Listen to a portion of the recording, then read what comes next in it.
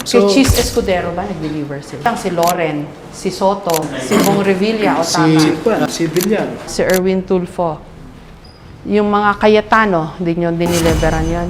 Paano nyo mapapatunayan na nagtrabaho kayo talaga kay Zaldico? Nakahanda kayo mangyari sa inyo yung nangyari kay Gutesa?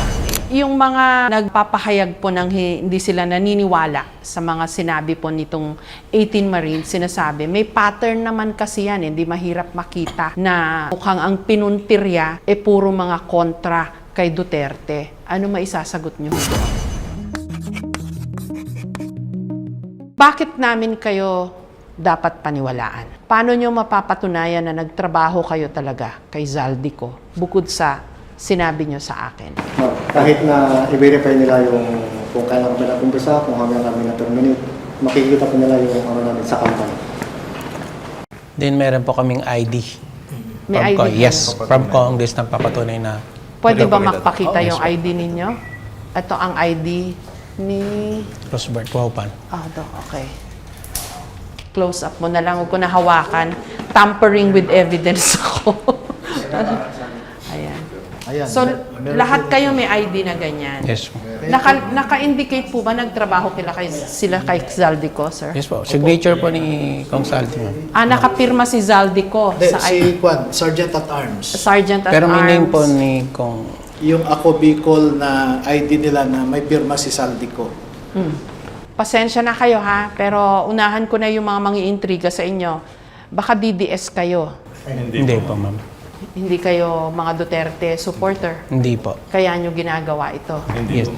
Hindi nyo ito ginagawa dahil sinusuportahan nyo si Duterte. Hindi po. Ginagawa lang namin to, sinuportahan lang namin yung sinabi ni Master Sergeant Gutesa at saka sinabi rin ni Kong Saldi. Nakahanda kayo mangyari sa inyo yung nangyari kay Gutesa? Yes, ma'am. Yes, Sa kamatayan po namin, lalaban pa namin. Hindi po kami takot na mamatay. Walter? Yes po. Nandito na rin lang. Tuloy-tuloy na po ito. Totoo ba na hindi kayo sunisweldohan ni Saldico? Itong late niya. Late naman. Hindi, itong ilang buwan na hindi kayo suneldohan. Yung separation pay Yung separation pay mo, hindi pa.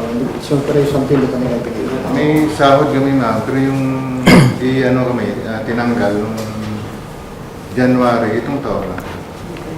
January 18. Wala ba siyang tao na pwede niyong mapagtanungan para sa mga sweldo? Wala na po yung si Mark Tiksay at saka si Estrada? Nasa labas po ng bansa. Lumabas sila lahat.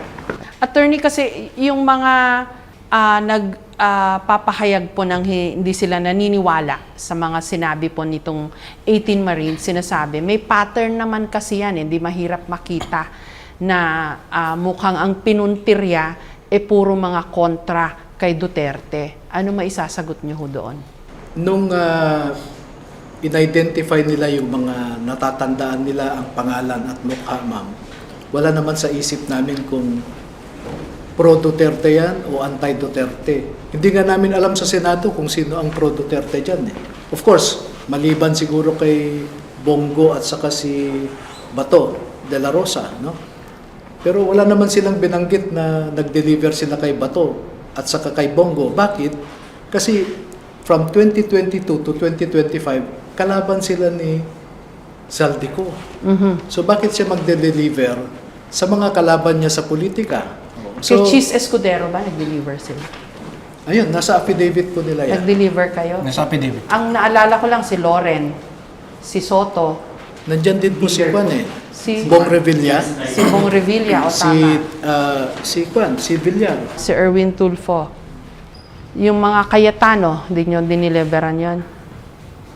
Kahit wala po. Maraming mga nag-criticize din. Bakit hindi sa Korte Diretso? Hindi naman po pwede yon dahil ang involved ay government officials and you have to pass through the office of the ombudsman kasi meron siyang primary jurisdiction. Bakit hindi na lang sa Senado? Naku po, politicize ang ating Senado.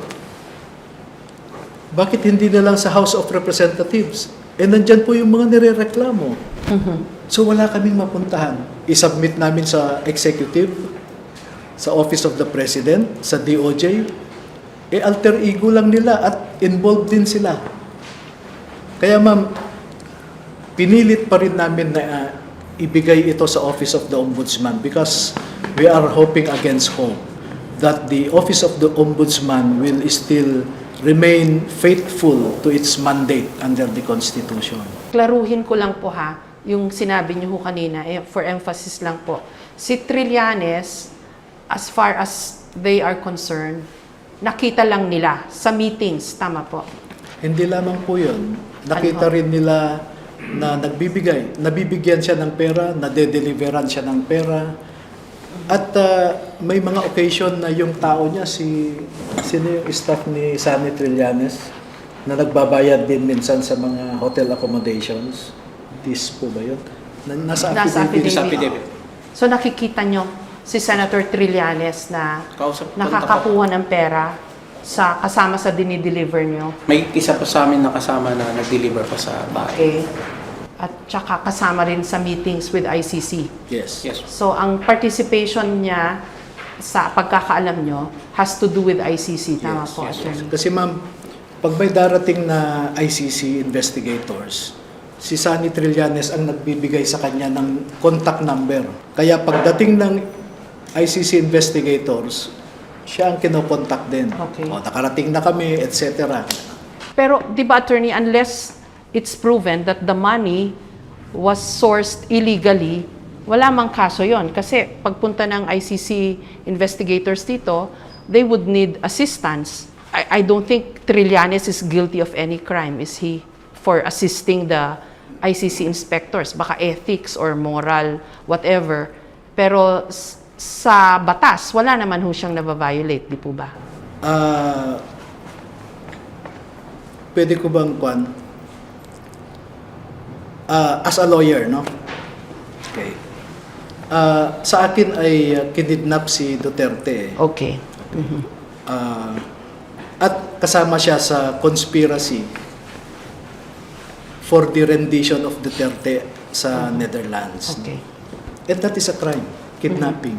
Ang isang serious issue sa akin po dito, dahil medyo nasasaktan ako kung yung mga third world countries na katulad natin ay inaapi ng mga panyagang mayayaman. And I know, no less than the US State Department issued an official public statement that the ICC is a corrupt and a politicized institution. Alam naman natin yung record ng ICC dito, una silang pumunta sa Pilipinas December of 2023. Nag-withdraw, yung articles of withdrawal natin was deposited with the United Nations in March of 2018. And under the Rome Statute, ICC has a 1-year residual jurisdiction. Yes. No? So they can still investigate and try crimes covered by the Rome Statute when committed while we were still a member. So they have 1 year. Yung residual jurisdiction na yan natapos noong March 2019. Wala ho silang business investigating in the Philippines in 2023. Okay. Dahil ang tawag po natin dyan ay yung right of action already lapsed. Meron silang jurisdiction, yes. Kasi we have to distinguish the existence of jurisdiction and the right of action. So katulad po nung nagnakaw ka, o may nagnakaw, ang penalty 6 years, hindi mahanap yung akusado ng 6 years. Hindi mo na ho siya kasuhan ulit dahil naglapse na yung right of action. Prescription po ang tawag namin Yeah. doon. Ito po yung opinion ni Guevara, di ba? Former DOJ. Yes ma'am. I think so. So, sa inyo, nakahanda ba kayo na masiraan, butasan, bakbakan dahil dito sa ginawa ninyo? Yes, ma'am. Walang atrasan to? Yes, ma'am. Okay. May gusto pa ba kayong sabihin bukod sa mga natanong ko? Wala na po sa akin. Attorney, may gusto pa ho kayong sabihin bukod sa natanong ko? What I can say at this stage is yung mga kababayan natin na pro or against sa ginawa namin, maghunos dili lahat. No?